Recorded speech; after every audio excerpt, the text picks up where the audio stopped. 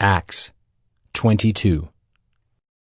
Brothers and fathers, hear the defense that I now make before you. And when they heard that he was addressing them in the Hebrew language, they became even more quiet. And he said, I am a Jew, born in Tarsus in Cilicia, but brought up in this city, educated at the feet of Gamaliel, according to the strict manner of the law of our fathers, being zealous for God, as all of you are this day. I persecuted this way to the death, binding and delivering to prison both men and women, as the high priest and the whole council of elders can bear me witness.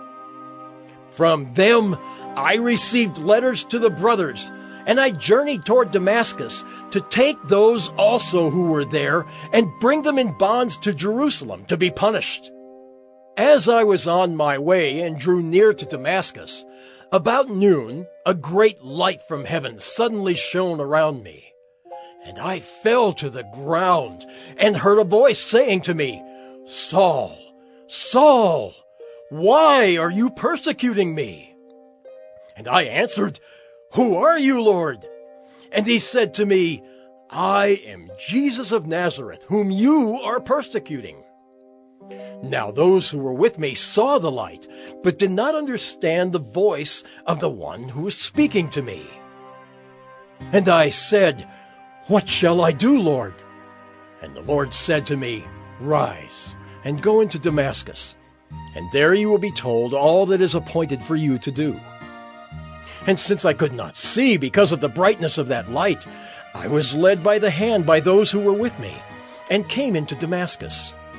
And one, Ananias, a devout man according to the law, well spoken of by all the Jews who lived there, came to me, and standing by me said to me, Brother Saul, receive your sight. And at that very hour I received my sight and saw him. And he said, The God of our fathers appointed you to know his will, to see the righteous one, and to hear a voice from his mouth.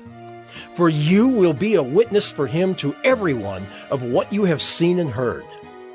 And now, why do you wait? Rise and be baptized, and wash away your sins, calling on his name.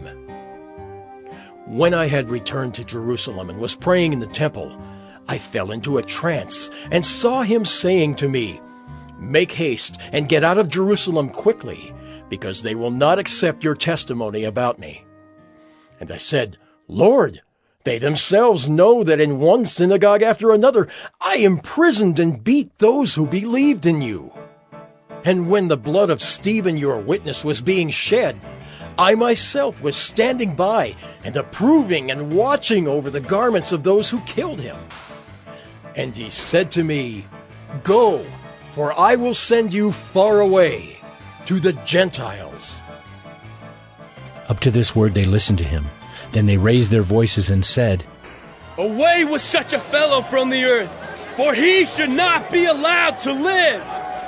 And as they were shouting and throwing off their cloaks and flinging dust into the air, the tribune ordered him to be brought into the barracks, saying that he should be examined by flogging to find out why they were shouting against him like this.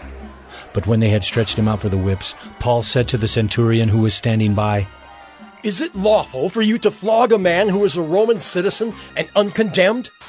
When the centurion heard this, he went to the tribune and said to him, What are you about to do? For this man is a Roman citizen. So the tribune came and said to him, Tell me, are you a Roman citizen?